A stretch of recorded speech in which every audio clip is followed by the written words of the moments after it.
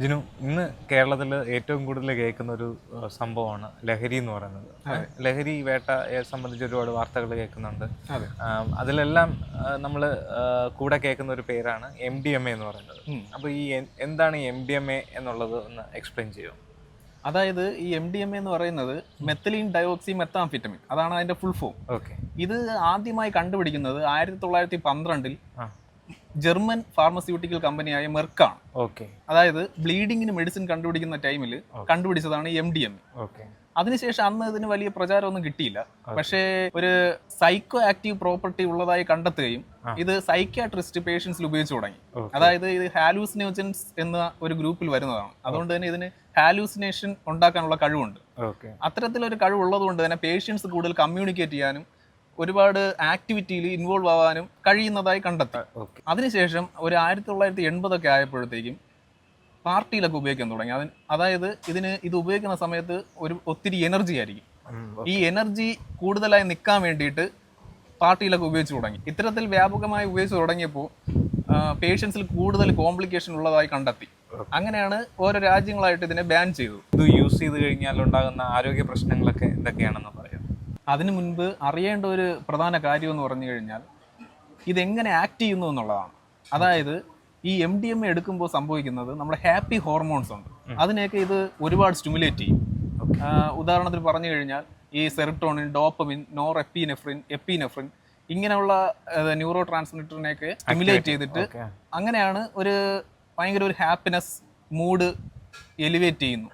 ഇങ്ങനെ അല്ലെങ്കിൽ വേറൊരു ലോകത്ത് പറന്ന് നടക്കുന്നു, ഇങ്ങനത്തെ ഒരു ഫീൽ കിട്ടുന്നത് ഈ ഒരു സ്റ്റിമുലേഷൻ ഉള്ളതുകൊണ്ടാണ്.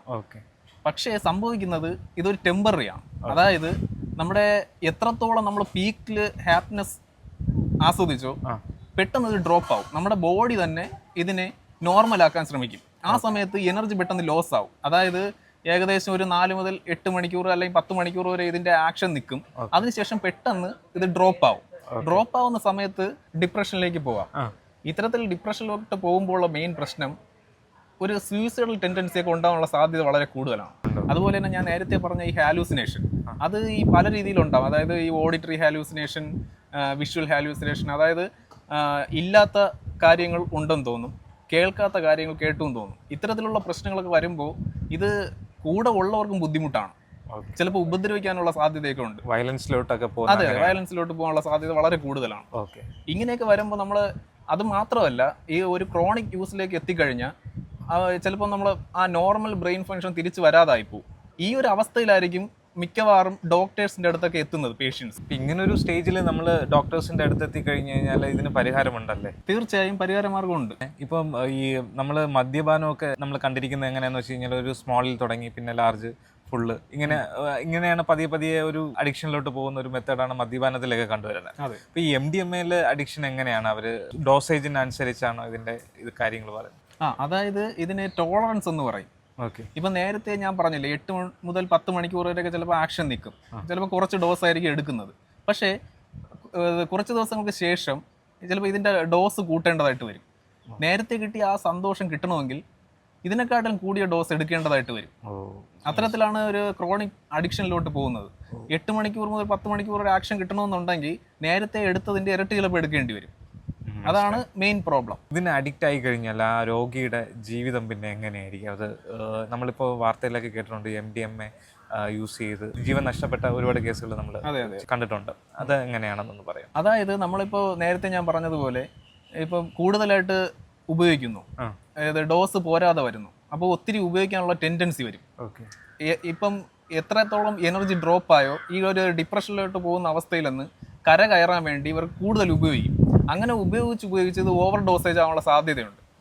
അത്തരത്തിൽ ഉപയോഗിക്കുന്ന സമയത്ത് ഓർഗൻ ഫെയിലിയർ വരാം. എപ്പിനെഫ്രിൻ, നോർ എപ്പിനെഫ്രിൻ ഇങ്ങനെയൊക്കെയുള്ള ഹോർമോൺസ് ഒക്കെ ഒരുപാട് റിലീസാവും. ആ സമയത്ത് ഹാർട്ട് റേറ്റ്, ബോഡി ടെമ്പറേച്ചർ ഇതൊക്കെ കൂടാനുള്ള സാധ്യത വളരെ കൂടുതലാണ്. ഇത്തരത്തിൽ ഹാർട്ട് റേറ്റ് ഒക്കെ കൂടുന്ന സമയത്ത് പലപ്പോഴും ബ്ലഡ് സപ്ലൈ ഒന്നും കിട്ടാതെ വരും. ഹാർട്ട് മസിലോട്ടായാലും അല്ലെങ്കിൽ ബ്രെയിനിലോട്ടായാലും.